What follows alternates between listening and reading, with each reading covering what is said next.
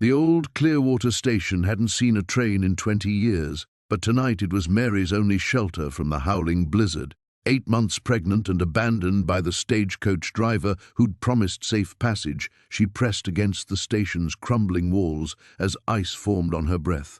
Her labor pains had started an hour ago. That's when the stranger appeared through the snow, a cowboy on horseback, his face hidden beneath a weathered hat. What he didn't know was that Mary wasn't just any desperate woman seeking refuge.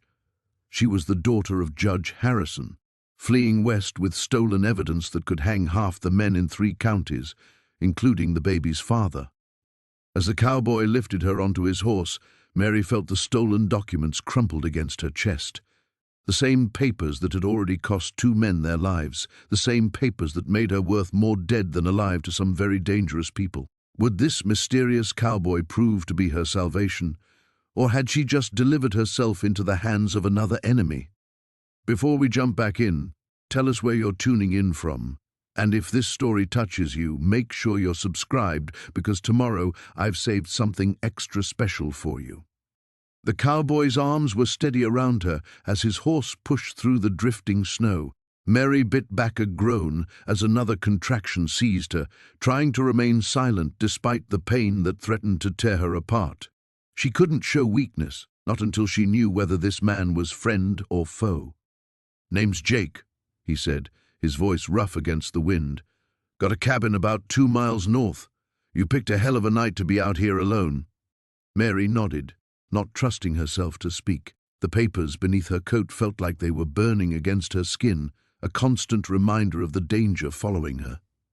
3 weeks ago she'd discovered them hidden in her father's private study, documents proving that Sheriff Coleman and his deputies had been taking bribes from the Garrett gang, allowing them to rob trains and stagecoaches with impunity. Her father, the Honorable Judge Harrison, had been planning to expose them all. Then he'd been found dead in his study, supposedly from a heart attack. But Mary had seen the bruises on his throat. Almost there, Jake called over the storm, and Mary realized she'd been lost in memory. The horse's hooves crunched through snow that was already knee-deep, and the wind cut through her thin coat like a blade. She pressed closer to the cowboy's solid warmth, hating how dependent she'd become, but grateful for his presence nonetheless. When the cabin finally appeared through the swirling white, it looked like something from a fairy tale, small and sturdy, with golden light spilling from frost-covered windows. Smoke rose from the chimney, promising blessed warmth. Jake dismounted first, then helped her down with surprising gentleness for such large hands. Another contraction hit just as her feet touched the ground, and this time she couldn't suppress her cry of pain. "Jesus," Jake muttered, his arm tightening around her waist. "How far along are you?" "Close," Mary gasped, letting him support most of her weight as they struggled through the snow to the cabin door. Very close. Inside, the warmth hit her like a physical blow. The cabin was sparse but clean, with a stone fireplace crackling merrily and simple wooden furniture that looked handmade. Jake guided her to a chair near the fire, then knelt to remove her sodden boots. "I'll need to check on my horse," he said, glancing toward the door. "But first, when did your pain start?" "About 2 hours ago." Mary studied his face in the firelight, noting the strong jaw and weathered skin of a man who spent his days outdoors. His eyes were grey, she realized, grey like storm clouds. "They're getting stronger," Jake nodded grimly. "I've helped birth foals and calves, but never a human baby," Mary finished. Another contraction built, and she gripped the chair arms until her knuckles went white. When it passed, she found Jake watching her with something that might have been respect. "What's your name?" he asked. "Mary." She hesitated, then added, "Mary Smith." The lie came easily. She'd been practicing it for weeks. If Jake noticed her pause, he didn't comment. Instead, he moved to a cupboard and pulled out blankets and what looked like medical supplies. "I'll be back in 5 minutes. Try to breathe through the pain." As the door closed behind him, Mary allowed herself to slump in the chair. The papers crinkled softly against her chest, and she wondered if she'd made a terrible mistake. For all she knew, Jake could be one of Coleman's men, or worse, one of the Garretts themselves. But as another contraction seized her, stronger than all the others, she realized it might not matter. If this baby decided to come tonight, during the worst blizzard she'd ever seen, she would need all the help she could get, even if it came from a complete stranger who might very well want her dead. The cowboy's eyes swept over Mary with practiced efficiency, taking in her condition, her soaked dress, the way she clutched her stomach protectively. Snow dusted his dark hair and the shoulders of his heavy coat, and she could see the steam of his breath in the frigid air. "Ma'am, you can't stay out here." His voice was rough, weathered like old leather, but not unkind. "This storm's fixing to get worse before it gets better." Mary pressed herself against the station wall, every instinct screaming at her to run despite her condition. 3 months on the road had taught her that strangers meant danger, and men on horseback meant worse. "I'm fine," she managed, though her chattering teeth betrayed the lie. He stepped closer, his boots crunching in the deepening snow, and she caught sight of the gun at his hip. Her heart hammered against her ribs. "No disrespect, ma'am, but you're about as far from fine as a person can get." His gaze dropped to her swollen belly, then back to her face. "When's the baby due?" "Soon," she whispered, one hand instinctively moving to protect the life growing inside her. The baby kicked as if responding to her fear, and she winced. The cowboy's expression softened slightly. "Look, I've got a place not far from here. It's warm, dry, and there's food. Storm like this could last days." He held up his hands when she shrank back. "I'm not looking to hurt you. Name's Jake Sullivan. I work the Morrison Ranch about 10 miles west." Mary studied his face, searching for the telltale signs she'd learned to recognize. The cold calculation in the eyes, the cruel twist of the mouth, the way some men looked at vulnerable women like they were prey. Instead, she saw genuine concern etched in the lines around his eyes, and something else. Loneliness, perhaps. It was a look she recognized. Another contraction seized her, stronger this time, and she doubled over with a gasp. Jake was beside her in an instant, his steady hand on her shoulder. "Easy now," he murmured. "How long since the pain started?" "This morning," she admitted through gritted teeth. "They're getting closer." Jake's jaw tightened. "We need to get you somewhere safe, and we need to do it now. Can you ride?" Mary looked at his horse, a sturdy bay gelding pawing nervously at the snow, and shook her head. "I don't think—" "Then we walk. It's not far." He was already moving, untying a thick bedroll from his saddle. "Here." He wrapped it around her shoulders, the wool still warm from his horse's body. "My cabin's just through those trees. Follow the creek bed." "Why are you helping me?" The question escaped before she could stop it. Jake paused, his hands stilling on the saddle straps. For a moment, the only sound was the wind howling through the bare branches and the soft whisper of falling snow. "Let's just say I know what it's like to need help when there's nowhere else to turn." They made slow progress through the storm, Jake leading his horse with one hand and supporting Mary with the other when the contractions hit. The wind cut through her wet clothes like knives, and more than once she stumbled in the deepening drifts. Each time Jake's strong arm kept her upright, his presence solid and reassuring beside her. "Almost there," he said as they crested a small hill. Through the swirling snow, Mary could make out the warm glow of windows, the dark outline of a modest log cabin nestled among the pines. Smoke rose from the chimney, a promise of warmth that made her legs weak with relief.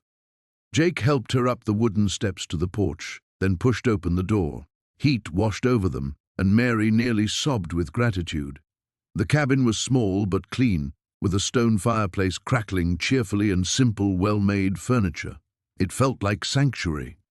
"Sit," Jake commanded, guiding her to a chair near the fire. He disappeared into what she assumed was the bedroom and returned with a dry quilt and fresh clothes. "These should fit well enough. I'll tend to my horse and give you some privacy to change." Mary watched him go, clutching the soft fabric in her hands. Through the window, she could see him in the small barn, methodically caring for his animal despite the storm raging around them. The simple act spoke to his character more than any words could. As she struggled out of her wet dress, another contraction gripped her, and she had to brace herself against the chair. The baby was coming, ready or not. And here she was, trapped by the storm with a stranger whose kindness felt too good to be true. She thought of the papers hidden in her traveling bag, the ones that could hang them both if discovered, the ones that proved she was far more than just another woman in trouble. Outside, Jake finished with his horse and turned back toward the cabin, unaware that he'd just invited danger into his home. The storm showed no signs of letting up as dawn approached, though Mary could barely tell the difference between night and day through the thick curtain of snow outside the broken windows. She had dozed fitfully against Jake's shoulder, waking every so often to find him still alert, his eyes scanning the whitewashed landscape beyond their shelter. "You don't sleep much, do you?" she asked, pulling the blanket tighter around herself as another gust of wind rattled the station's weathered boards. Jake's mouth quirked upward in what might have been a smile. "Sleep's a luxury I can't afford most times." There was something in his tone that made Mary study his profile more carefully. In the grey morning light, she could see the tension that never quite left his shoulders, the way his hand instinctively rested near his gun, even in their temporary safety. This was a man accustomed to looking over his shoulder. "Are you running from something?" The question slipped out before she could stop it, and she immediately wished she could take it back. She of all people had no right to pry into someone else's secrets. Jake turned to look at her, his green eyes unreadable. "Isn't everyone running from something, Mary?" The way he said her name sent an unexpected warmth through her chest. She had grown so used to being called Mrs. Crawford, or Ma'am, in the cold, formal way that reminded her constantly of her position, her obligations. When Jake said her name, it sounded like something precious. "I suppose they are," she admitted quietly. The baby chose that moment to deliver a particularly sharp kick to her ribs, making her gasp and press her hand to her side. Jake was immediately alert, his attention focused entirely on her. "What's wrong? Is it the baby?" "No, no," Mary assured him quickly, though the concern in his voice made her heart flutter in a way that had nothing to do with the child she carried. "Just an active little one. Gets restless when I sit too long." Jake's gaze dropped to where her hand rested on her rounded belly, and something shifted in his expression. "When's the baby due?" "Soon," Mary said, then added more honestly, "very soon. Maybe a few weeks." She watched his jaw tighten as he processed this information. "And your husband just let you travel alone in this condition?" The bitterness in his voice surprised her, but not as much as her own response to it. For the first time since her marriage, someone seemed genuinely angry on her behalf about Richard's treatment of her. It was a heady feeling. "Richard had business to attend to," she said carefully. "He thought I'd be safer traveling to Denver to wait for the birth." "Safer?" Jake's voice was incredulous. "Lady, forgive me for speaking plainly, but any man who'd send his pregnant wife off alone in winter weather is either a fool or a—" He cut himself off abruptly, but Mary could fill in the rest. The truth was, Richard hadn't cared about her safety. He'd wanted her gone before certain people came looking for him, before his debts and dangerous associations caught up with them both. She was inconvenient baggage, and the baby was just another complication in his increasingly complicated life. "You don't know the whole story," she said softly, though her defense of Richard sounded weak even to her own ears. "Maybe not," Jake agreed, but his eyes remained hard. "But I know enough." They sat in silence for a while, listening to the wind howl around their shelter. Mary found herself studying Jake's hands where they rested on his knees. Strong, calloused hands that spoke of hard work and harder living. She wondered what those hands had done, what they might be capable of. Despite the gentleness he'd shown her, there was something dangerous about Jake Morrison, something that whispered of violence held carefully in check. "The storm's starting to ease up some," Jake observed, breaking into her thoughts. "Might be able to get you to town by afternoon if it keeps clearing." Mary nodded, though she felt an unexpected pang at the thought of leaving this warm cocoon they'd created together. Once they reached civilization, she would go back to being Mrs. Crawford, and he would disappear back into whatever shadows he'd emerged from. This strange, tender interlude would become just a memory. "Jake," she said impulsively, then stopped, unsure what she wanted to say. He looked at her expectantly, and in that moment, Mary felt the dangerous urge to tell him everything about Richard, about the stolen money hidden in her traveling case, about the men who would eventually come looking for it, about how terrified she was of bringing a child into the world alone, with nothing but blood money to sustain them. Instead, she simply said, "Thank you for everything."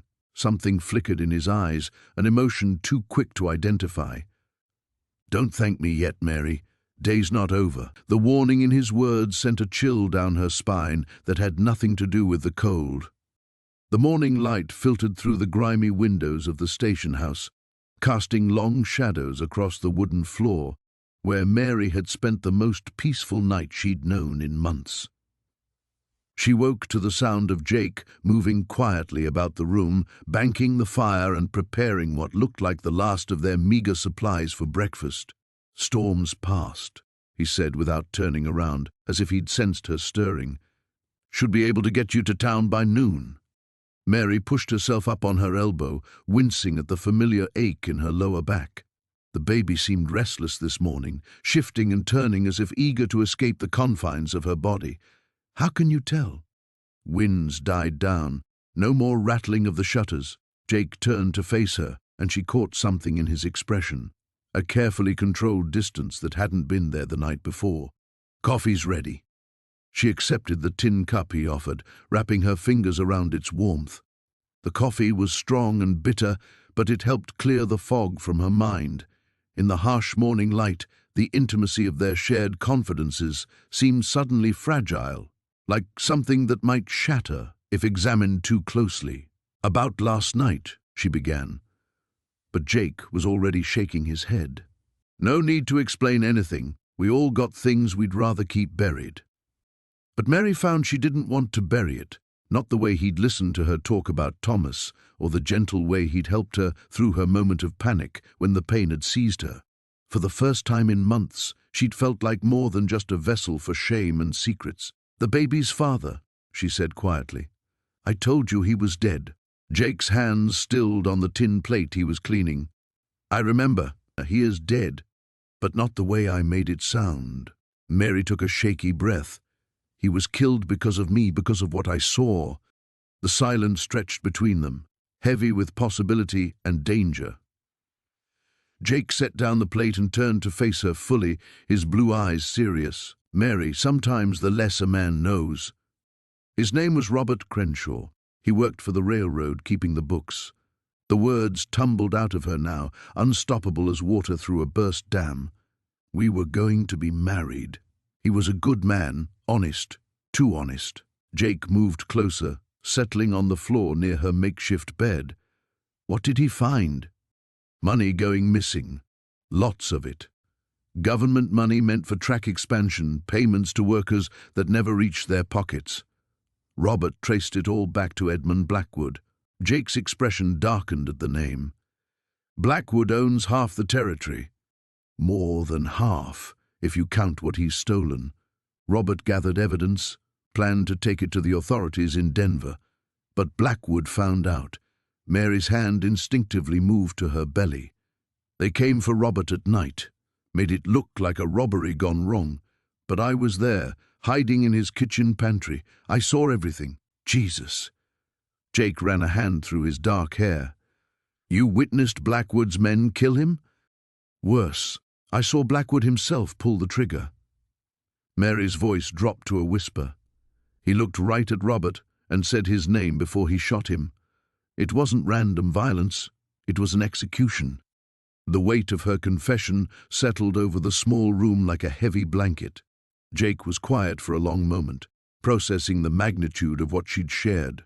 "That's why you're running," he said finally. Robert had hidden copies of his evidence. "Blackwood's men tore apart his house looking for them, but they didn't know about me. I waited until they left, then took everything, the ledgers, the correspondence, all of it. I've been carrying it ever since. And the baby? Mary felt heat rise in her cheeks. Robert and I, we were planning to marry anyway. The baby just moved our timeline up. We were happy about it, truly. We thought we'd have a life together, a family.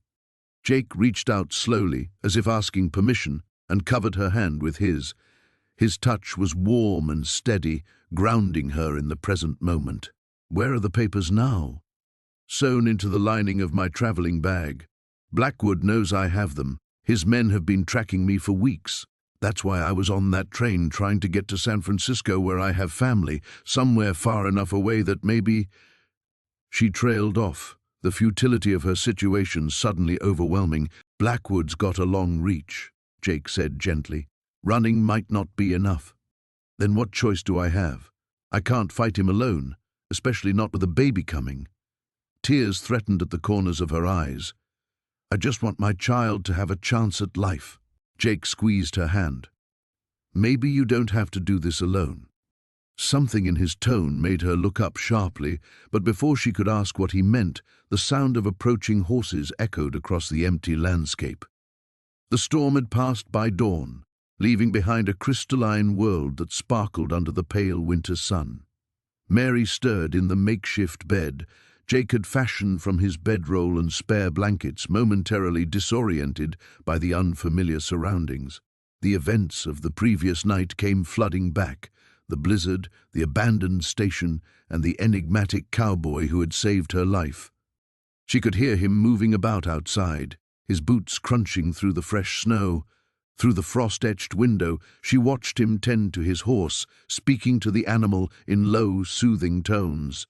There was something oddly comforting about his presence, a steadiness that made her feel safer than she had in months. The baby kicked, reminding her of the urgency of her situation. She needed to reach Denver before anyone discovered her whereabouts. Thomas Blackwood's reach was long, and his fury at her betrayal would be merciless. The document sewn into the lining of her traveling bag contained enough evidence to destroy his empire, and possibly get her killed in the process. Jake appeared in the doorway, stamping snow from his boots. "Train won't be through for another day, maybe two," he said, setting down a steaming cup of coffee. "Tracks are blocked solid about a mile east of here." Mary accepted the coffee gratefully, inhaling the rich aroma. "I can't wait that long," she said, then immediately regretted the desperation that crept into her voice. His dark eyes studied her with uncomfortable intensity. "Running from something, aren't you?" The directness of his question caught her off guard. Most men of her acquaintance spoke in careful circles, especially around women in her condition. "What makes you say that?" Lady traveling alone in winter, pregnant, with enough fear in her eyes to spook a Mustang. Jake settled against the wall, his own coffee cup warming his hands. "Plus, you keep checking that bag of yours like it contains the crown jewels." Mary's hand instinctively moved to her traveling bag, then forced herself to stop. "I'm simply eager to reach my destination. My husband is waiting for me in Denver." It was a lie, and from the slight raise of Jake's eyebrow, she suspected he knew it. The truth was far more complicated. There'd been a husband once, Henry Morrison, a kind man who had married her to give her child a name. But Henry was dead now, killed in what the newspapers called a tragic accident, but what Mary knew to be cold-blooded murder. Thomas Blackwood didn't tolerate loose ends, and Henry had become one the moment he'd agreed to help her. "Well, Mrs. Morrison," Jake said, and she startled at hearing the name spoken aloud. "If you're set on traveling, I could take you as far as Cedar Ridge. It's about 20 miles south, but they've got a doctor there, and the railroad runs through regular-like." The offer was generous, perhaps too generous. Mary had learned to be suspicious of unexpected kindness. In her world, it usually came with a price. "Why would you help me?" Jake was quiet for a long moment, staring into his coffee as if it held answers to questions he hadn't asked. "Let's just say I know what it's like to need a fresh start." There was pain in his voice, old and carefully buried.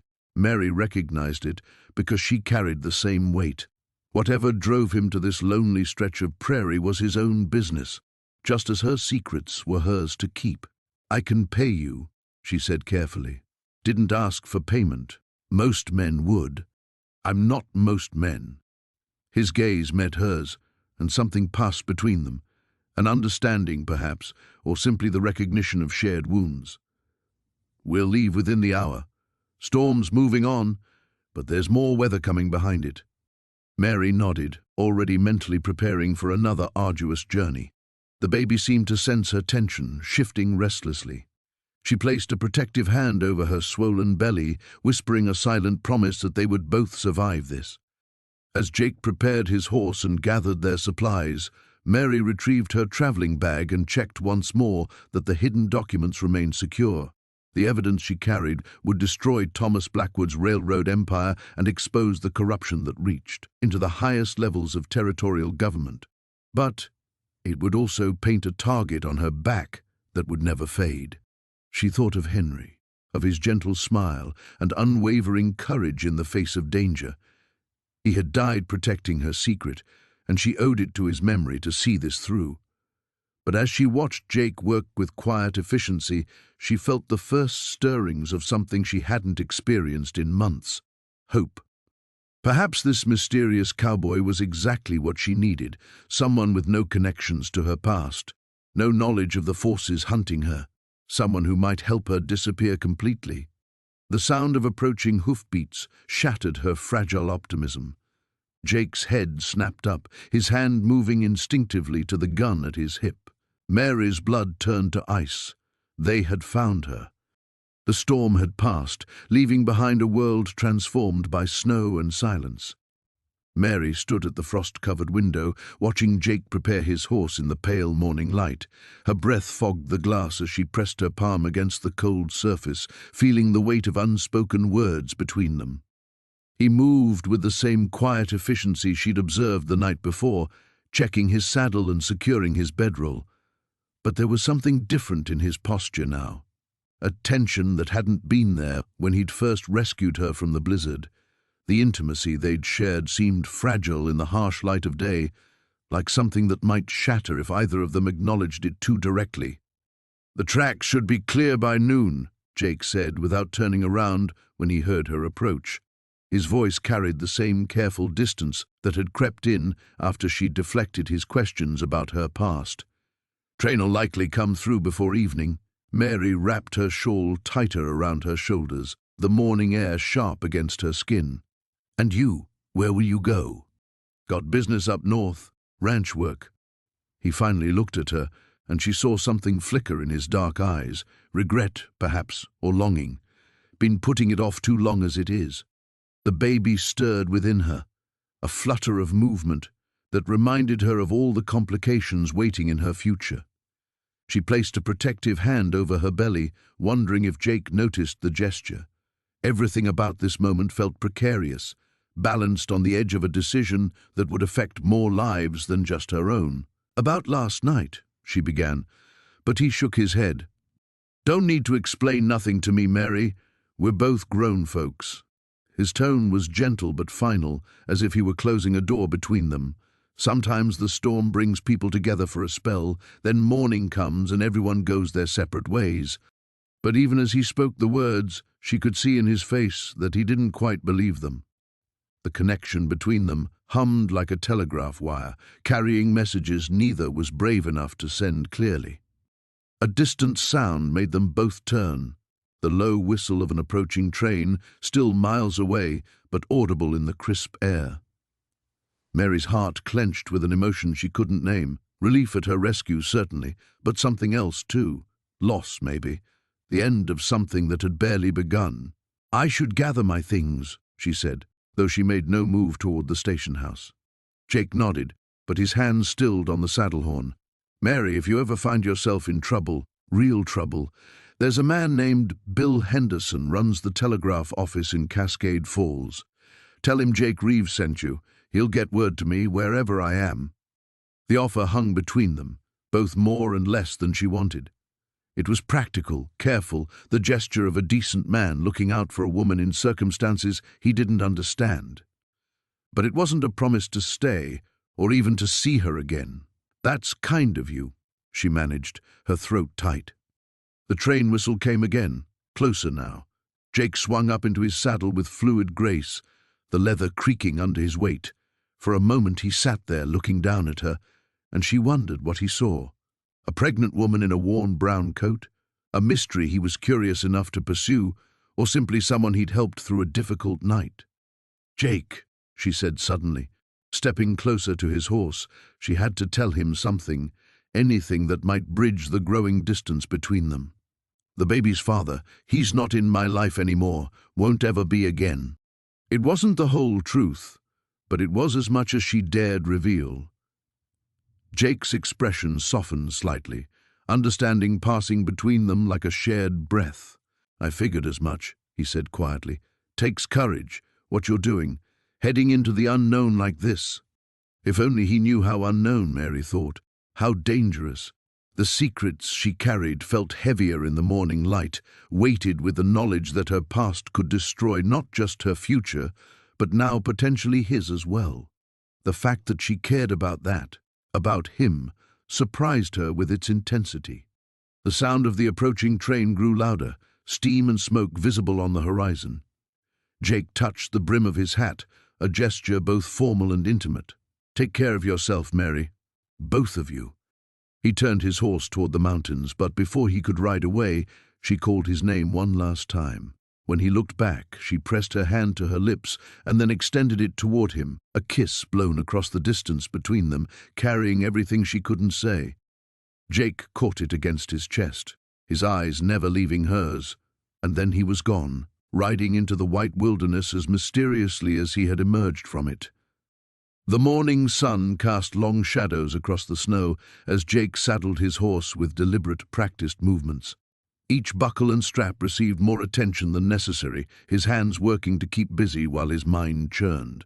Mary watched from the doorway of the station house, wrapped in his coat, her breath visible in small puffs against the cold air. "You don't have to do this," she said quietly, though they both knew he did. Jake adjusted the stirrups one final time before turning to face her. "Those tracks won't disappear on their own. And if someone's watching this place—" He left the sentence unfinished, but the implication hung between them like morning frost. Mary's hand moved instinctively to her belly, a gesture Jake had noticed she made whenever fear crept into her voice. "What if they come back while you're gone?" "They won't." Jake's voice carried a certainty he didn't entirely feel.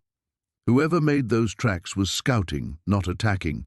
If they meant immediate harm, we'd already know it. The logic was sound, but it did little to ease the tight knot in Mary's chest. She'd spent months looking over her shoulder, jumping at shadows, and now the shadows had found her in this remote sanctuary. Jake approached her slowly, his spurs chiming softly against the wooden platform. When he reached her, he lifted his hands to her shoulders, his touch gentle but firm. "I need you to trust me on this. Can you do that?" Mary looked into his eyes, searching for something she couldn't name. Trust had become a luxury she couldn't afford, yet something about this man made her want to try. "How long will you be gone?" "Few hours at most.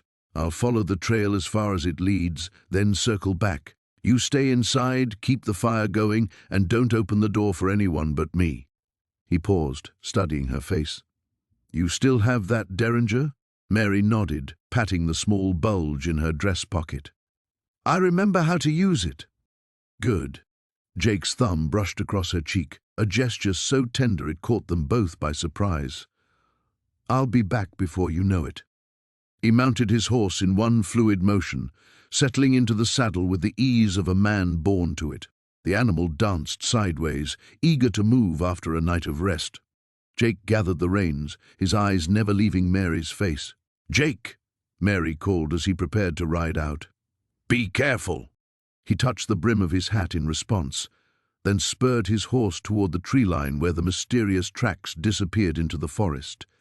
Mary remained in the doorway until horse and rider vanished among the pines, then reluctantly retreated inside. The station house felt different without Jake's presence, larger somehow and far too quiet. She added wood to the fire and settled into the chair he dragged near the stove, trying to ignore how empty the space felt. Time moved like thick molasses. Every creak of the old building made her tense, Every gust of wind against the windows set her nerves on edge. The baby kicked restlessly, as if sensing her anxiety, and Mary found herself humming softly, an old lullaby her own mother had sung during storms. An hour passed, then two. Mary tried to occupy herself by organizing their meager supplies, checking and rechecking the derringer, and pacing the small confines of the main room. But worry gnawed at her like hunger, growing stronger with each passing minute. What if Jake didn't come back? What if whoever had made those tracks was more dangerous than he'd anticipated? Mary pushed the thoughts away, but they returned like persistent flies, buzzing at the edges of her consciousness. She was standing at the window, straining to see movement in the distant trees when she heard it, the unmistakable sound of hoofbeats approaching from the east. Her heart leaped with relief until she realized the rhythm was wrong, too fast, too urgent. Jake wouldn't return at a gallop unless something was very wrong. Mary's hand closed around the derringer as she moved away from the window. The hoofbeats grew louder, accompanied now by the jingle of harness and the creak of leather. Not one horse, she realized with growing alarm, but several. She pressed herself against the wall beside the door, trying to control her breathing as the riders approached the station. Through a gap in the window covering, she caught a glimpse of dark shapes moving across the snow, 3 men on horseback, their faces hidden beneath hat brims and upturned collars. One of them dismounted and approached the station house with confident strides. Mary's pulse hammered in her throat as heavy boots climbed the steps to the platform. The footsteps stopped directly outside the door. "Mrs. Catherine Wells," a voice called through the wooden barrier, smooth and cultured despite the harsh morning air. "I believe it's time we had that conversation." Mary's blood turned to ice water. They'd found her. After months of running, of hiding, of praying she'd covered her tracks well enough, they'd found her. And Jake was nowhere in sight. The morning light filtering through the station's grimy windows revealed the storm had finally passed, leaving behind a world transformed by pristine white drifts that sparkled like scattered diamonds. Mary stirred against Jake's chest, feeling the steady rhythm of his breathing beneath her cheek. For a moment she allowed herself to imagine this was real, that she was just a woman waking beside the man she loved, carrying his child, with nothing more dangerous in her past than a few harsh words with neighbors. But the leather satchel sitting in the corner, heavy with stolen money and forged documents, reminded her that such simple dreams were luxuries she couldn't afford. Jake's arms tightened around her as he woke, his hand instinctively moving to rest on the curve of her belly. "Morning," he murmured, his voice rough with sleep. "How are you feeling?" "Better." She meant it, though whether it was due to the rest or his presence, she couldn't say.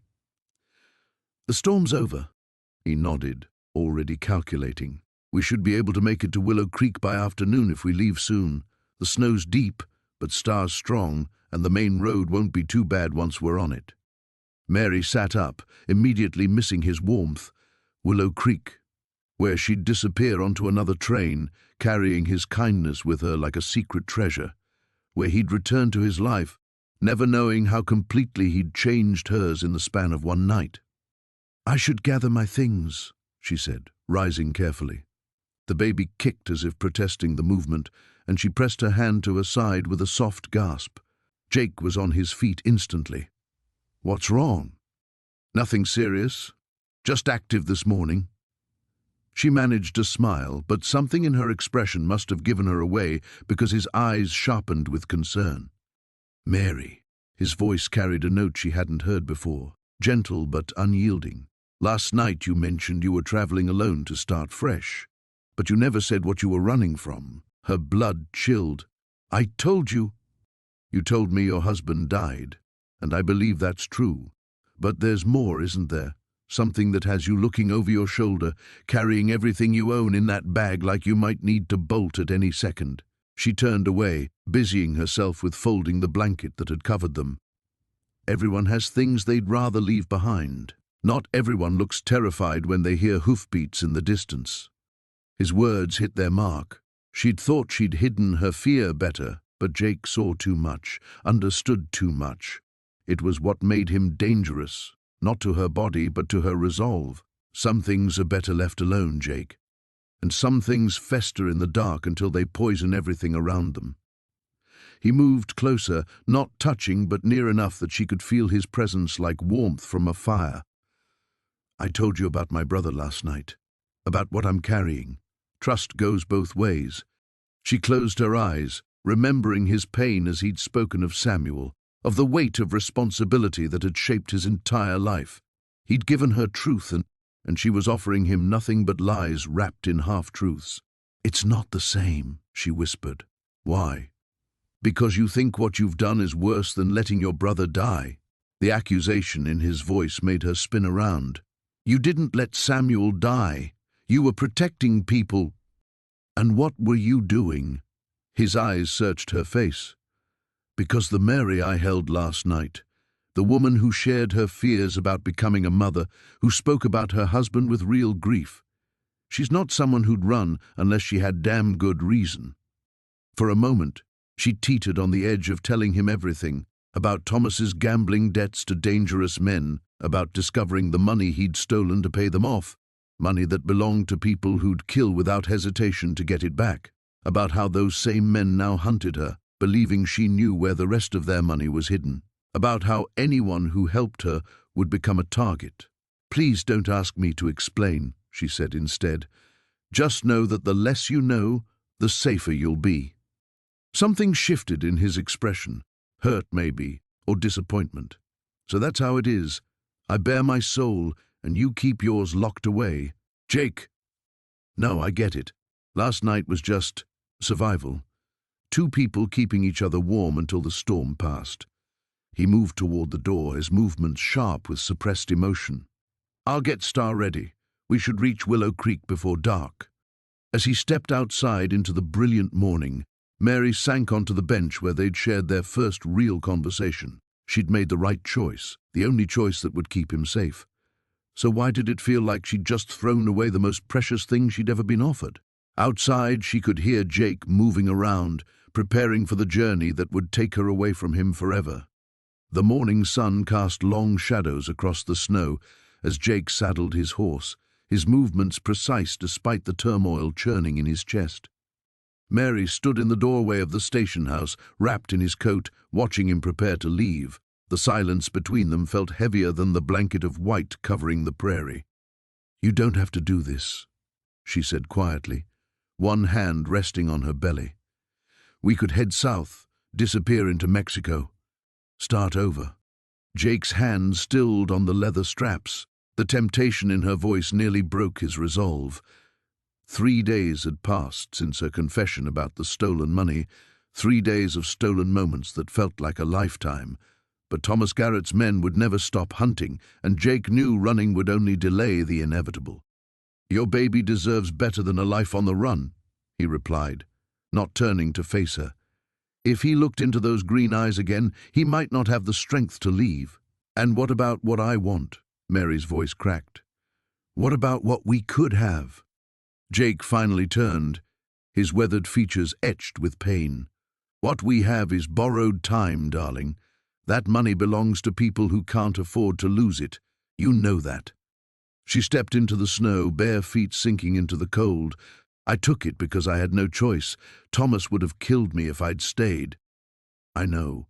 Jake moved toward her, his boots crunching in the snow. "And I understand why you did it.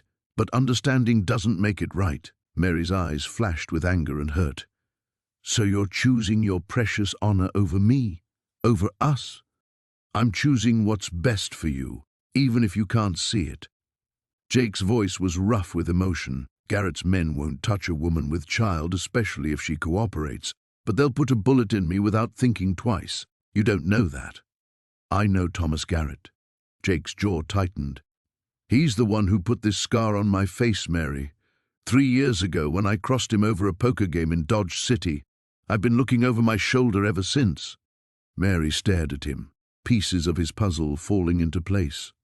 "That's why you were so familiar with his name. You've been running from him too." Jake nodded grimly. "Different reasons, same result, but this ends it one way or another." A rider appeared on the horizon, growing larger as he approached the station. Mary instinctively moved closer to Jake, who placed a protective hand on her shoulder. "Stay inside," Jake murmured. But Mary shook her head. No more running, no more hiding. She straightened her spine, lifting her chin with defiance that reminded Jake why he'd fallen for her. The rider pulled up 20 feet away, steam rising from his horse's nostrils in the cold air. Jake recognized him immediately. Danny Morrison, one of Garrett's most trusted men. The kind who followed orders without question and shot first when those orders involved loose ends. "Well, well," Danny called out, his hand resting casually on his gun. "Jake Sullivan and the lovely Mary Garrett saved us quite a hunt." "Morrison." Jake's voice was steady, though his muscles coiled like a spring. "Didn't expect Thomas to send his lapdog out in this weather." Danny's laugh was cold as the wind. "Mr. Garrett wants his property back. All of it." His eyes shifted meaningfully to Mary. "I'm not his property anymore," Mary said, stepping forward despite Jake's restraining hand. "I want to make a deal." "Mary, don't," Jake started, but she cut him off. "I'll give back the money," she continued, "all of it, plus interest. But I want safe passage for my child and me, and I want Thomas to leave Jake alone." Danny dismounted, his boots hitting the snow with a soft thud. "That's mighty generous of you, Mrs. Garrett, but you're not exactly in a position to negotiate. You're a thief and a runaway wife. Mr. Garrett could have you hanged." "Could he?" Mary's smile was sharp as a blade. "Even after I tell the territorial judge about his business with the railroad consortium, about the bribes and the forged land deeds." Jake watched Danny's face pale slightly. Whatever Mary was talking about, it was news to him, and dangerous news at that. "You're bluffing," Danny said, but his confidence wavered. "Try me." Mary pulled a folded paper from inside her coat. "I kept records, Danny. Names, dates, amounts, everything Thomas thought he destroyed when he married me." The three of them stood in tense silence, the wind whistling through the station eaves. Jake realized Mary had been holding back more than just her reasons for stealing the money. She'd been gathering ammunition for a war none of them had seen coming. Danny's hand moved toward his gun, and Jake tensed, ready to draw. But before anyone could move, the thunder of approaching hoofbeats echoed across the prairie. More riders were coming, and fast. The morning sun cast long shadows across the frozen ground as Jake saddled his horse, his movements deliberate and practiced. Mary stood in the doorway of the station house, wrapped in the thick woolen coat he'd insisted she wear, watching him prepare for what might be his final ride. "You don't have to do this," she said, her breath forming small clouds in the crisp air. "We could leave, right now. Just ride away from all of it." Jake paused, his hand resting on the leather saddle horn. For a moment, she saw him consider it, saw the longing in his eyes for a life that could be simple, clean, free from the blood and vengeance that had driven him this far.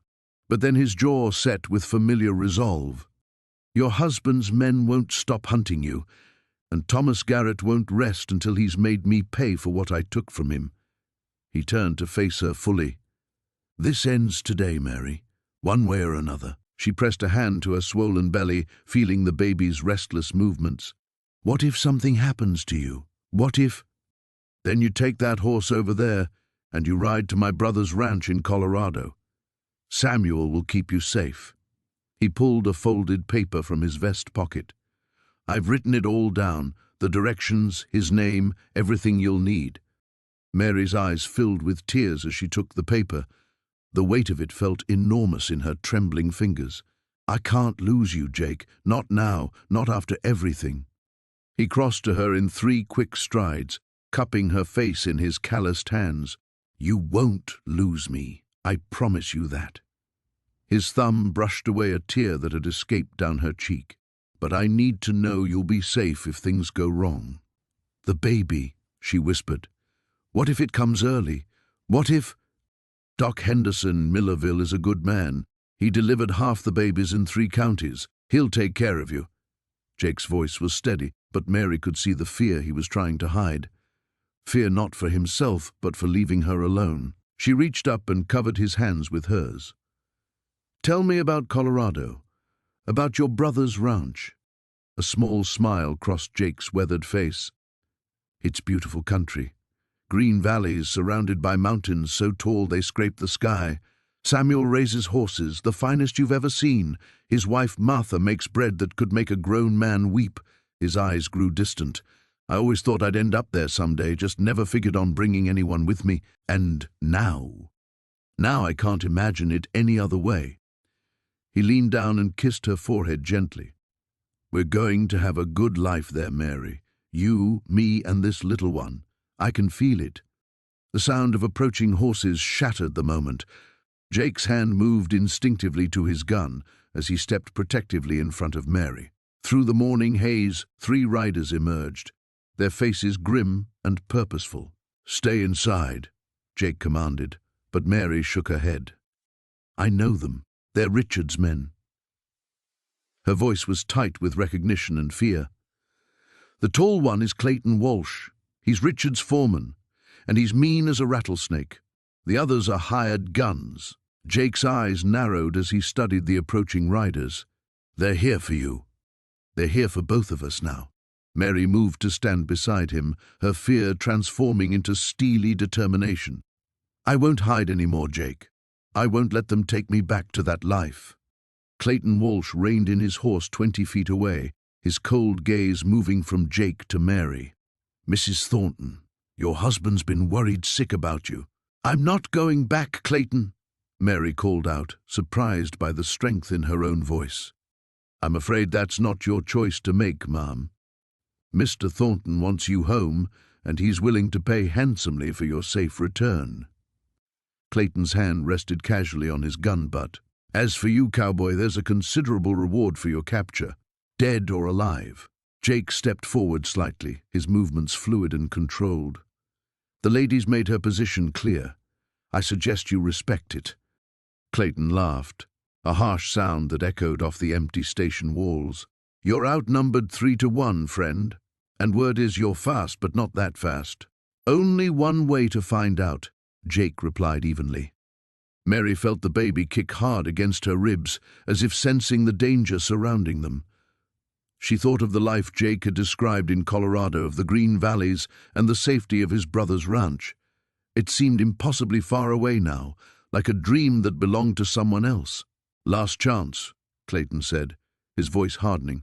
"Come peaceful-like, and maybe your boyfriend here lives to see another sunset." Mary exchanged a long look with Jake, seeing her own resolve reflected in his steady gaze. Whatever happened next, they would face it together. The morning sun cast long shadows across the valley as Jake rode toward the MC-ready ranch, his horse's hooves crunching through patches of frost-hardened snow. Mary rode beside him, wrapped in blankets, her face pale but determined. The events of the previous night weighed heavy between them. The revelation about her husband's death, the bounty hunters who'd found their trail, and the desperate fight that had left 2 men dead in the snow.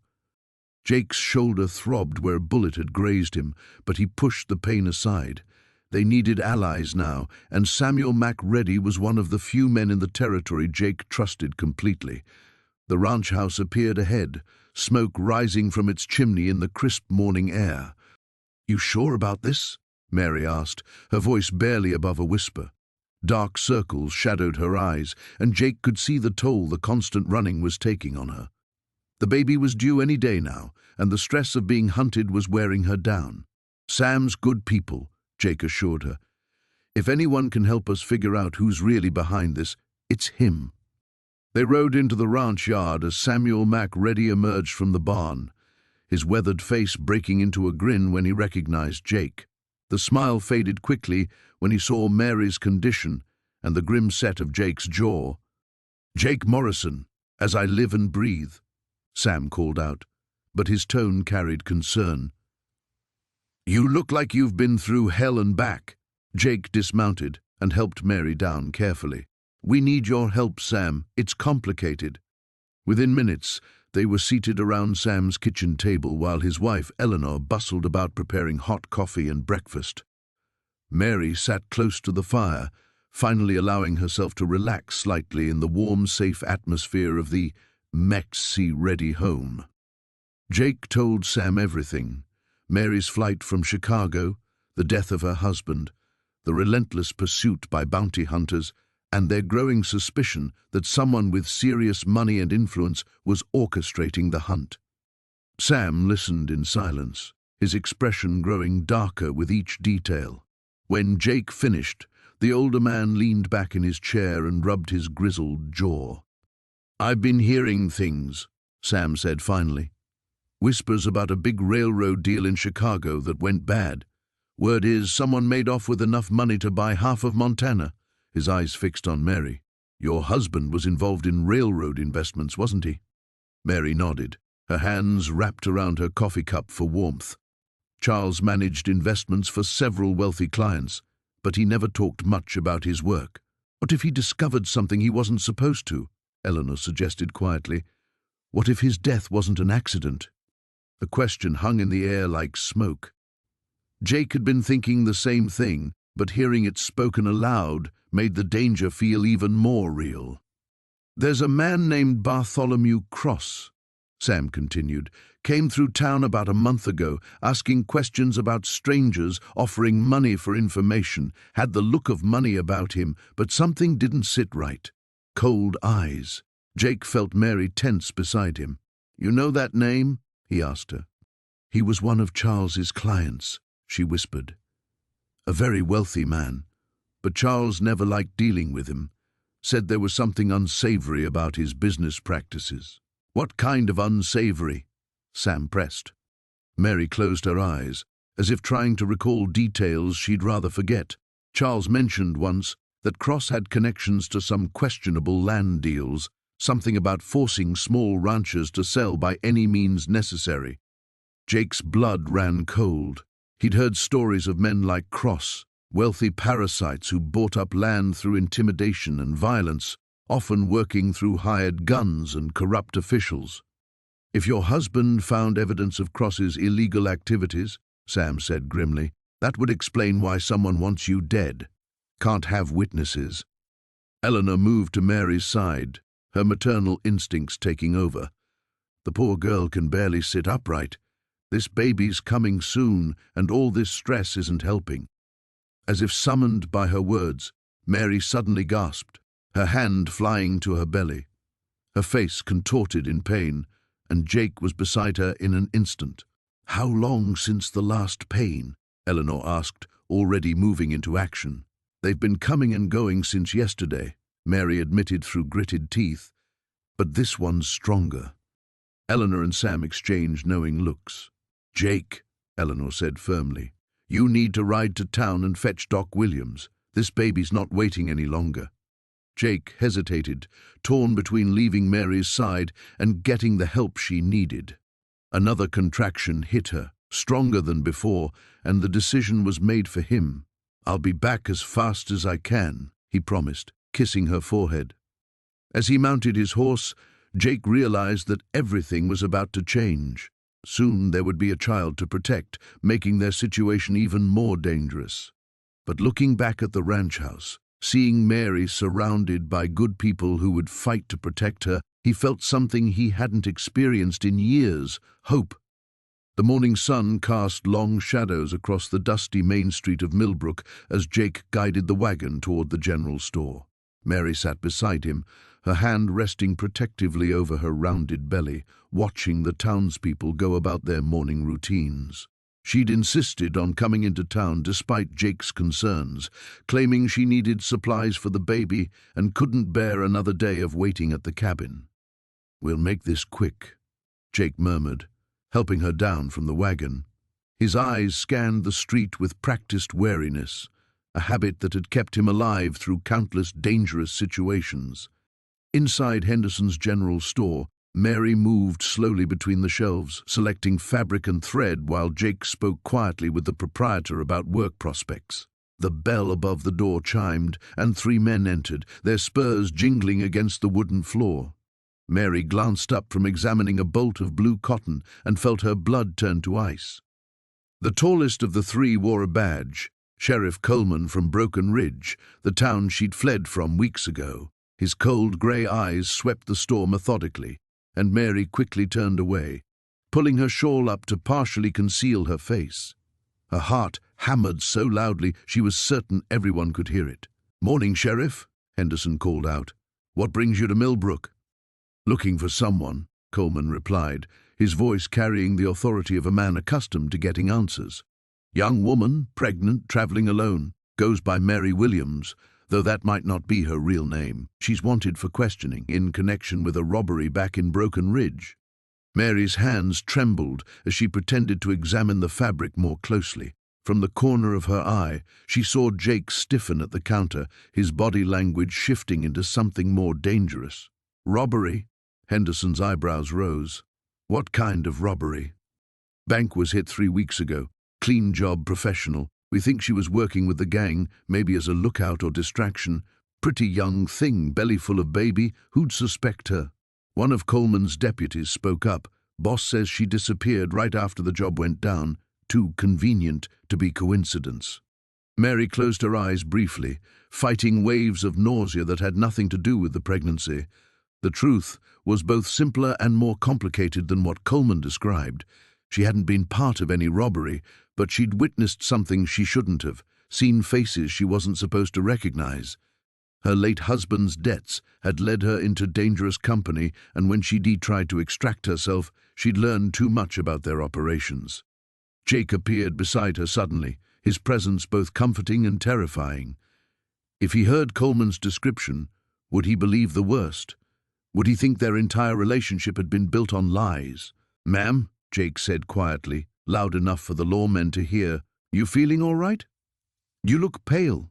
"Just tired," she whispered, not trusting her voice to remain steady. Coleman's attention sharpened at the sound of their conversation, his gaze fixed on Mary's profile, studying the curve of her cheek, the color of her hair visible beneath the shawl. "Excuse me, miss," the sheriff called out, starting toward them. Mary's breath caught, but Jake stepped smoothly between them, his hand resting casually near his gun belt. "Something I can help you with, Sheriff?" Coleman's eyes narrowed as he assessed Jake, clearly recognizing another dangerous man when he saw one. "Just wondering if your lady there might have information about someone we're looking for." "My wife doesn't know anything about any robbery," Jake said evenly, the word wife falling from his lips with natural ease. "We've been working my claim up in the mountains for months now, haven't been to Broken Ridge in over a year." The lie rolled off Jake's tongue so smoothly that Mary almost believed it herself. She kept her face turned away, praying Coleman wouldn't press the issue. "Claim, you say?" Coleman's tone remained skeptical. "What's your name, mister?" "Jake Morrison. And like I said, my wife's been with me the whole time. She's due soon, and this excitement isn't good for her condition." As if summoned by his words, Mary swayed slightly, genuinely overwhelmed by fear and stress. Jake's arm immediately encircled her waist, supporting her weight. Coleman studied them for a long moment, his lawman's instincts clearly warring with the plausible picture they presented. Finally, he stepped back. "If you do hear anything about this Mary Williams, you'll let me know," he said, though his tone suggested he wasn't entirely convinced. "Of course, Sheriff," Jake replied. Coleman and his deputies made their purchases and left, but not before Coleman took one last hard look at Mary. When the door finally closed behind them, Mary's knees nearly buckled with relief. Jake's arm tightened around her. "We need to talk," he said quietly, his voice carefully controlled. "But not here. Can you make it back to the wagon?" Mary nodded, not trusting herself to speak. Whatever happened next, her past had finally caught up with them both. The morning light filtered through the dusty windows of the abandoned station, casting long shadows across the wooden floor where Mary lay sleeping. Jake sat in the corner, his rifle across his knees, watching the doorway. He hadn't slept more than a few minutes at a stretch, every sound outside making his muscles tense. Mary stirred, her hand instinctively moving to her rounded belly. When her eyes opened and found his, something passed between them, an understanding that their fragile peace was about to shatter. "They'll come today," she whispered, struggling to sit up. The firelight from the dying embers played across her face, highlighting the worry lines that had deepened overnight. Jake nodded grimly. "Tell me about the money, Mary. All of it." She closed her eyes as if gathering strength. It wasn't supposed to happen the way it did. Thomas, my husband, he worked for the railroad, payroll office. Her voice cracked. He discovered some men were skimming money from the workers' wages, men with connections to people you don't cross. How much money are we talking about? $30,000, maybe more. Mary's hands trembled as she spoke. Thomas tried to do the right thing. He gathered evidence, planned to turn it over to the territorial marshal. But they found out. Jake felt ice form in his stomach. 30,000 was enough to buy a small army of killers. "What happened to your husband?" They said it was an accident, a fall from the platform while inspecting cars. Tears began to flow down Mary's cheeks. But I knew better. Thomas was the most careful man alive. He'd never just fall. "So, you took the money." I took the evidence. The ledgers, the names, everything Thomas had gathered. But they think I have the money too. Mary struggled to her feet, moving to the window. I hid the real documents with my sister in Denver. "What I'm carrying," she gestured to her small travel bag, "is just enough to make them think I have something valuable." Jake processed this information, his mind racing through possibilities. "You're using yourself as bait." "I was trying to get to the territorial capital. There's a federal marshal there who knew Thomas, who might listen." Mary turned from the window, her face pale. "But when the blizzard hit, when I saw those men at the last station before the train stopped, you knew they'd found you." I knew I was out of time. Mary moved closer to him, her eyes desperate. "Jake, I need you to understand something. If they catch me, they won't just kill me. They'll make sure my baby never draws breath. They can't afford to leave any loose ends." The weight of her words settled over Jake like a heavy blanket. He'd faced dangerous men before, had his own share of enemies, but this was different. This wasn't about him anymore. A sound outside made them both freeze, the distant rhythm of horses moving through snow. Jake moved quickly to the window, staying low as he peered out. Through the morning haze, he could see 3 riders approaching from the east, their movements deliberate and unhurried. "Is there another way out of here?" he asked quietly. Mary shook her head. "Just the main door and the windows." "But Jake," she grabbed his arm, "there's something else you need to know. About the baby." He turned to her, seeing something new in her expression, a mixture of fear and determination that made his chest tighten. Thomas wasn't the father. The words hung between them like a physical barrier. Jake felt the world shift slightly, pieces of a puzzle he hadn't known existed suddenly rearranging themselves. "The man who is... he's one of them. One of the men involved in the theft." Mary's voice dropped to barely above a whisper. "He forced himself on me after Thomas died. Said it was payment for letting me live long enough to turn over what they wanted." Jake felt something cold and deadly uncurl in his chest. "What's his name?" "Carlton Webb. He runs the operation for the men back east." Mary's hand moved protectively over her belly. "This baby, it's innocent of its father's sins. But Webb sees it as leverage, another way to control me." The sound of horses was closer now, and Jake could make out the jingle of spurs and the creak of leather. He checked his rifle, then moved to his saddlebags and pulled out a box of ammunition. "Mary, listen to me carefully. Whatever happens here, you protect that baby. You hear me?" She nodded, tears streaming down her face. "And when this is over, we're going to Denver. We're going to find your sister, get those documents, and we're going to make sure Carlton Webb and his friends face justice." "Jake, I'm not walking away from this. From you." He met her eyes, and in that moment, everything else fell away. The danger, the fear, the uncertain future. "I should have said this last night.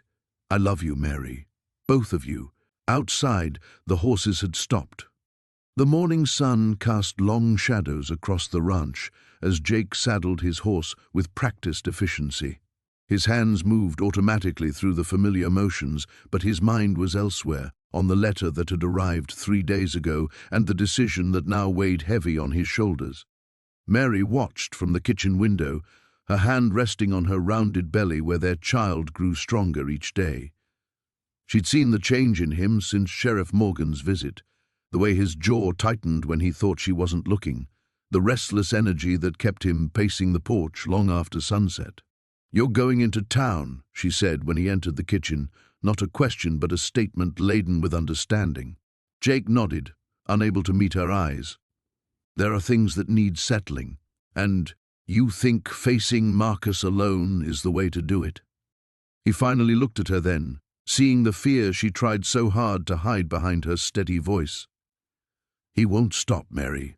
As long as he's out there, we'll never be safe. Our child will never be safe." She moved closer, her fingers finding the star-shaped scar on his chest through his shirt. "We could leave, start over somewhere else, somewhere he'll never find us." Running didn't work before. His voice was gentle but firm. It just delayed the inevitable. "Marcus has too much reach, too much money. He'll keep coming." Mary knew he was right, had known it from the moment she'd seen her husband's cold smile in the saloon. Marcus Whitmore wasn't a man who accepted defeat or abandonment. He was a collector of things he deemed his, and in his twisted mind she would always belong to him. "Then, I'm coming with you," she said. "No," the word came sharp and immediate. "This is between him and me now. This started because of me, Jake. Because I ran from him. Because I chose you." Her voice broke slightly on the last words. "I won't hide here like a coward while you face the consequences alone." Jake cupped her face in his weathered hands, his thumb tracing the line of her cheek. "You're the bravest woman I know, but you're also carrying our baby, and I'll be damned if I let anything happen to either of you."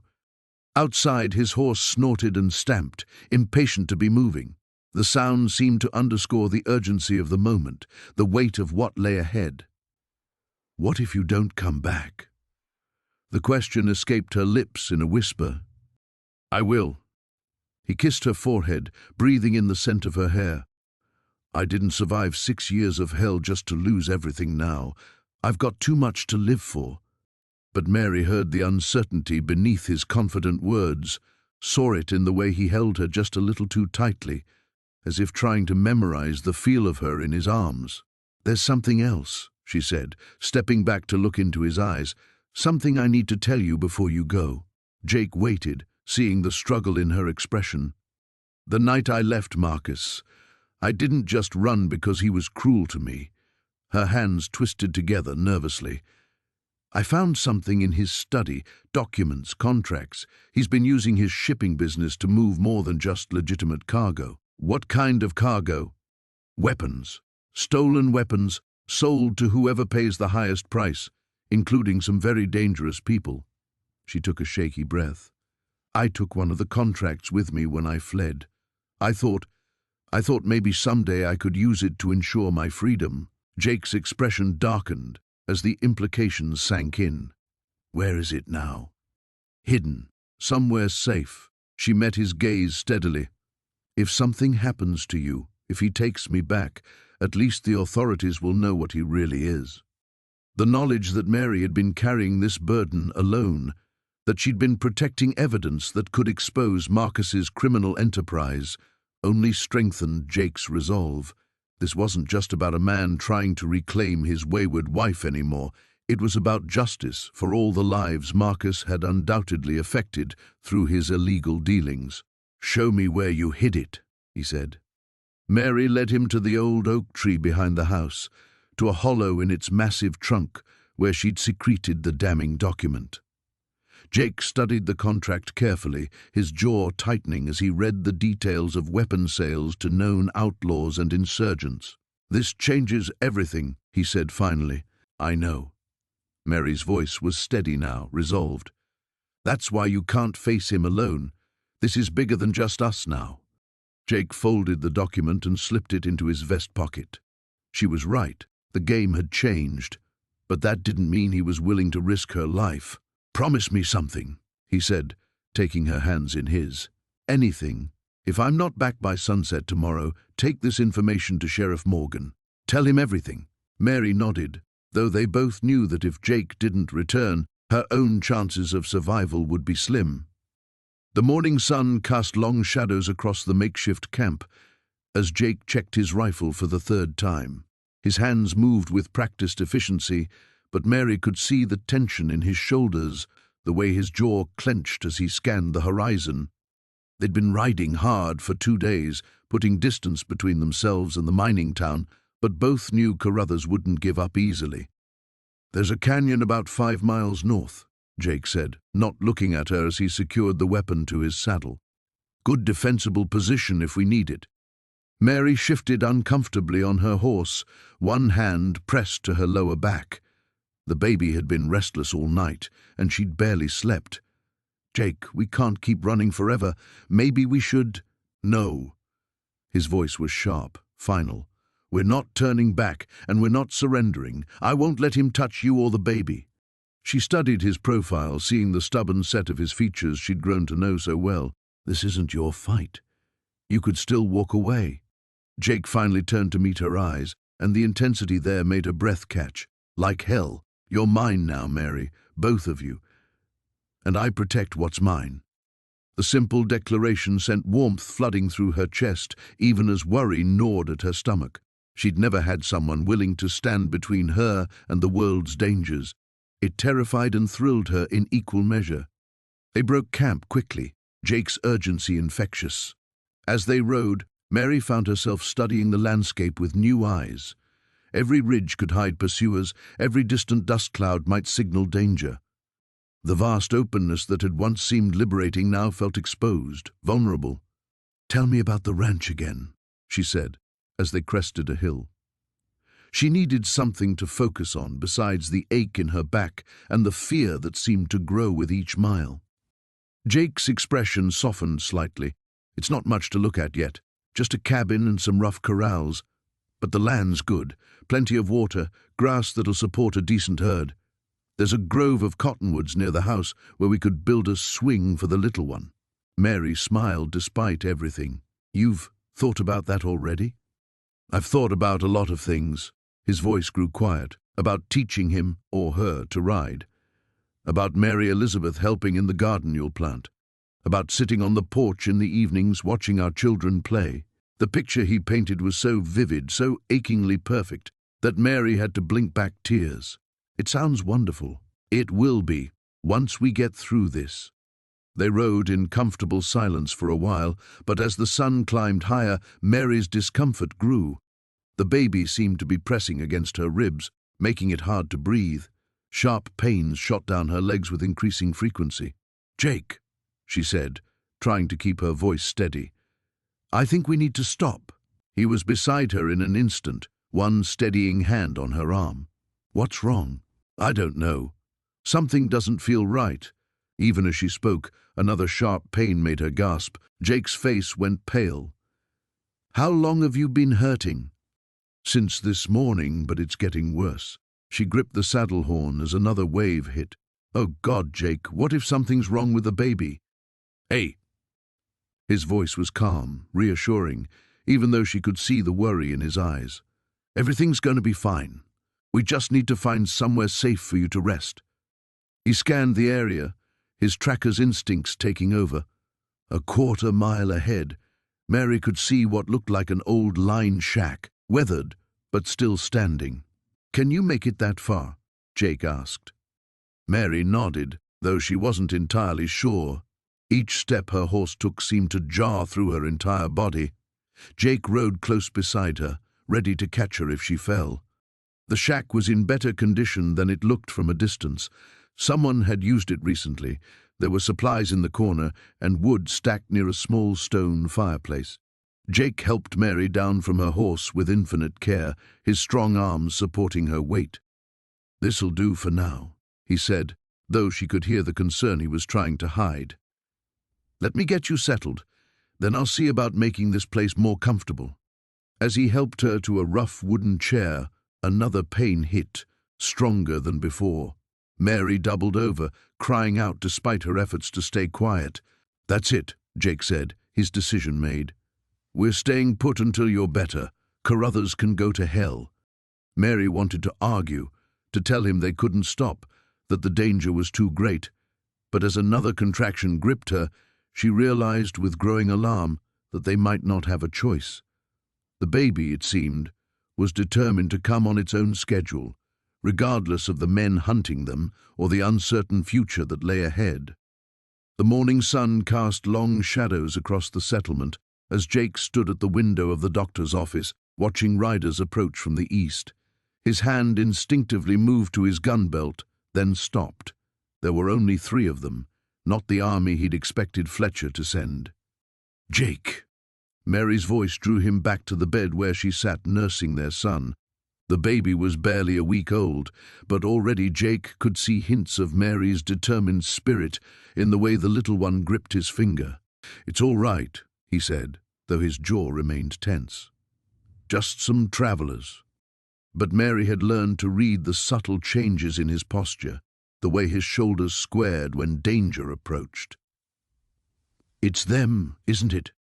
Before Jake could answer, Doc Harrison entered with a grim expression. "Jake, you need to see this." He handed over a telegram that had arrived on the morning wire. Jake's eyes scanned the message, his face darkening with each word. "Fletcher's offering $1,000.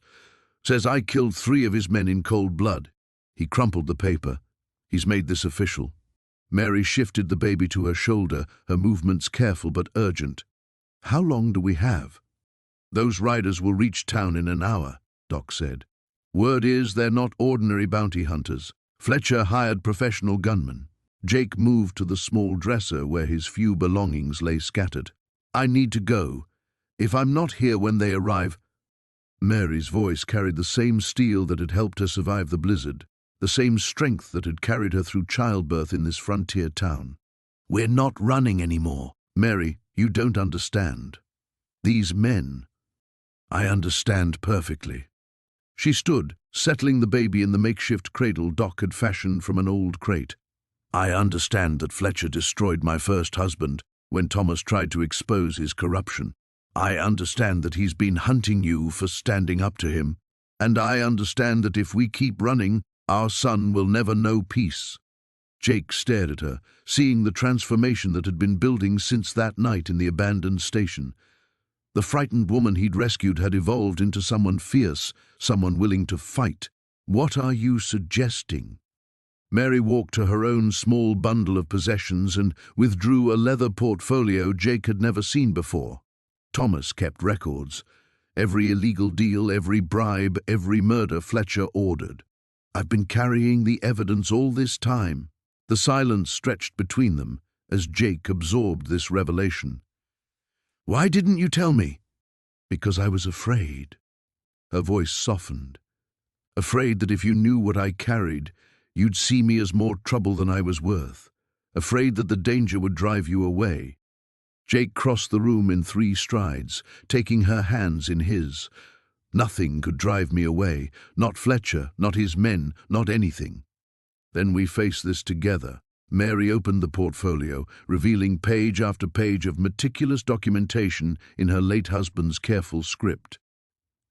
"These papers can destroy Fletcher completely, but only if we're brave enough to use them."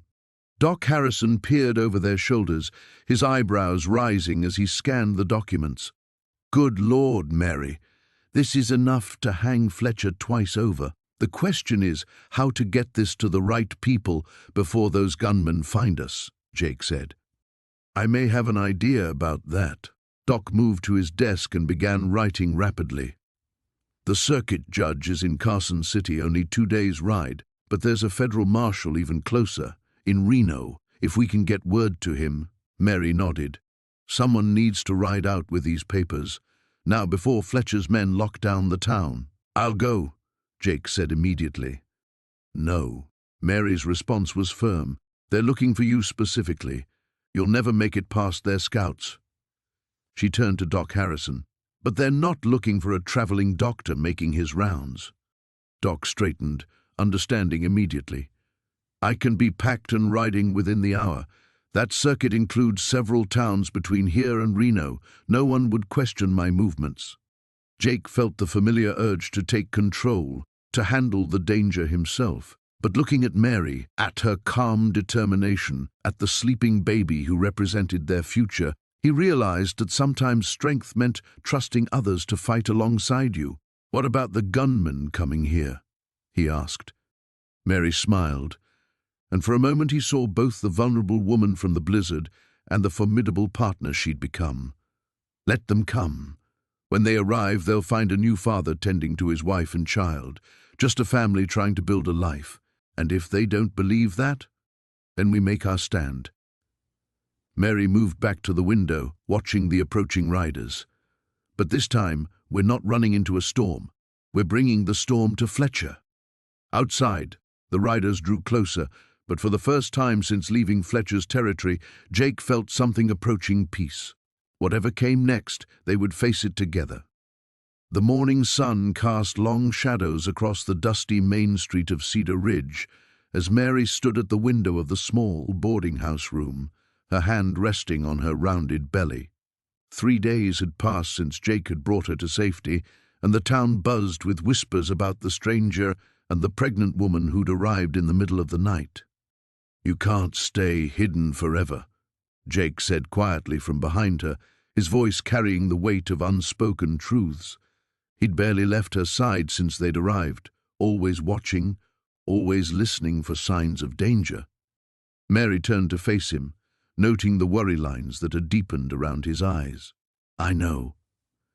But every moment we delay gives us time to think, to plan." She moved to the small table where she'd spread out the papers she'd carried with her through the storm, documents that could topple a railroad empire and expose the corruption that reached all the way to the territorial governor's office. "These papers," Jake said, studying them again with the careful attention of a man who understood their significance, "they're not just evidence of embezzlement. This is systematic murder, Mary. Those train accidents weren't accidents at all." Her throat tightened as she nodded. 43 people died in those wrecks. My husband discovered that the railroad company was using substandard materials, bribing inspectors, and when drivers or engineers tried to report safety violations, she couldn't finish the sentence. But Jake understood. They silenced them permanently. Thomas was going to expose everything. He had meetings planned with federal marshals, newspaper editors, then suddenly he was dead, thrown from his horse. Mary's voice broke slightly. "They made it look like an accident, but I knew better. I found these papers hidden in his study after the funeral." Jake reached for her hand, his calloused fingers intertwining with hers.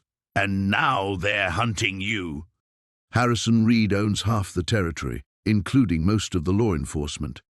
When I realized I was carrying Thomas's child, I knew I had to run. This baby is the only family I have left, and these papers are the only way to ensure a future where justice means something." A knock at the door froze them both. Jake's hand moved instinctively to his gun as he motioned for Mary to step back. "Who is it?" "Sheriff Parker," came the gruff voice from the hallway. "Need to speak with you folks." Mary's face went pale. She'd heard that name whispered among Reed's associates. Sheriff Parker was supposedly one of his bought men. Jake must have seen her recognition because his jaw tightened as he approached the door. "What can we do for you, Sheriff? Got word there might be some folks here fitting a certain description. Mind if I come in?" Jake glanced back at Mary, who was quietly gathering the papers and tucking them into her coat. "Actually, Sheriff, we were just heading down for breakfast. Why don't we talk in the lobby? That'll work fine." When they emerged from the room, Sheriff Parker proved to be a weathered man in his 50s with keen grey eyes that seemed to take in everything at once. Mary kept her head down, but she could feel his gaze assessing her. "Been sheriff in these parts for 20 years, Parker said conversationally as they descended the stairs. "See all kinds of folks come through. Some running to something, some running from something." He paused at the bottom of the staircase. "Question is, which kind are you?" Jake stepped slightly in front of Mary. "Just travelers, Sheriff.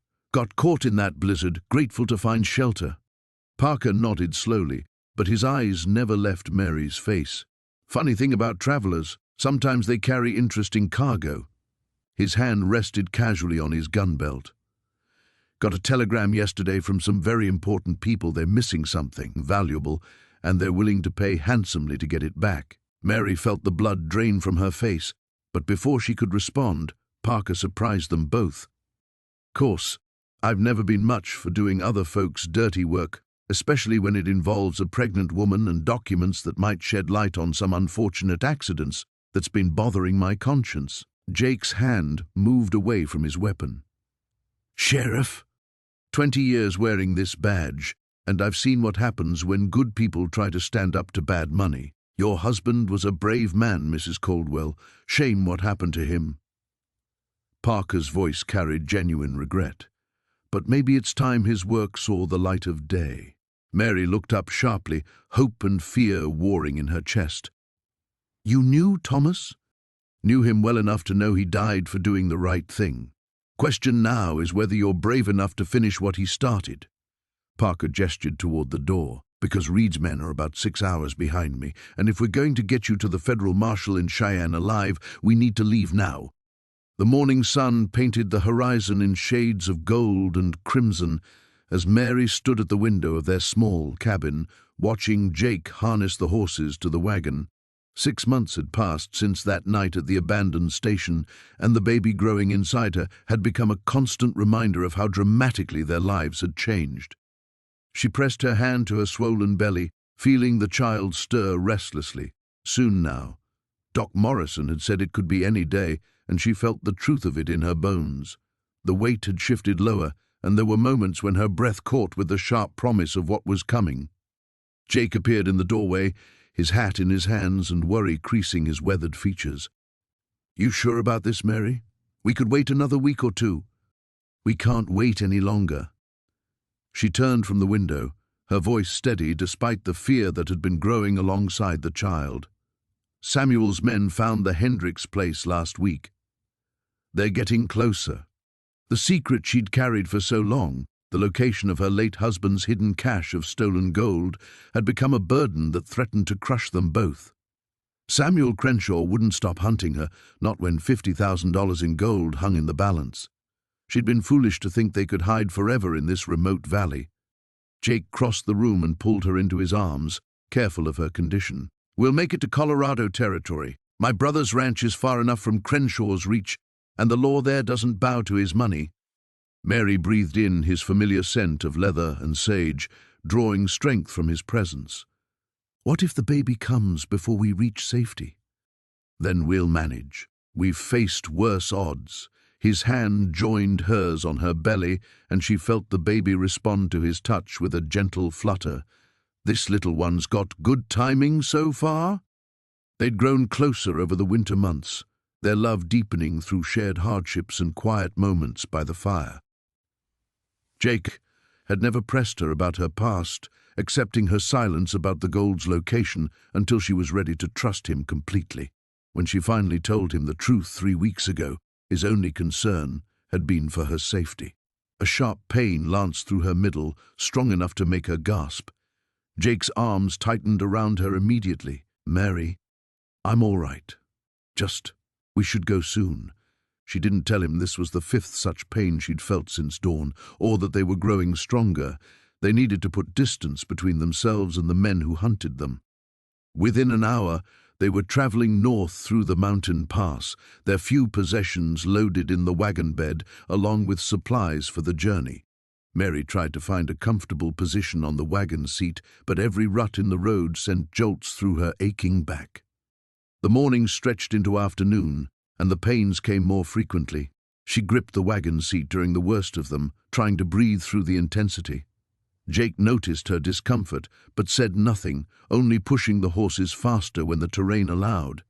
They were still 20 miles from the border when Mary felt something shift inside her, followed by a warm rush of fluid that soaked her skirts. She bit back a cry, knowing there was no stopping what had begun. Jake, her voice was tight with controlled panic. We need to find shelter, now. He looked at her pale face and understood immediately, his jaw set with determination as he scanned the landscape ahead. There's an old mining camp about 2 miles north. Can you hold on that long? Another contraction seized her, stronger than before, and she could only nod through gritted teeth. The baby was coming whether they were ready or not. The abandoned camp consisted of 3 weathered buildings clustered around a played-out mine shaft. Jake pulled the wagon up to the largest structure and carried Mary inside while she protested that she could walk. The cabin was dusty but solid, with a stone fireplace and a rough wooden bed frame.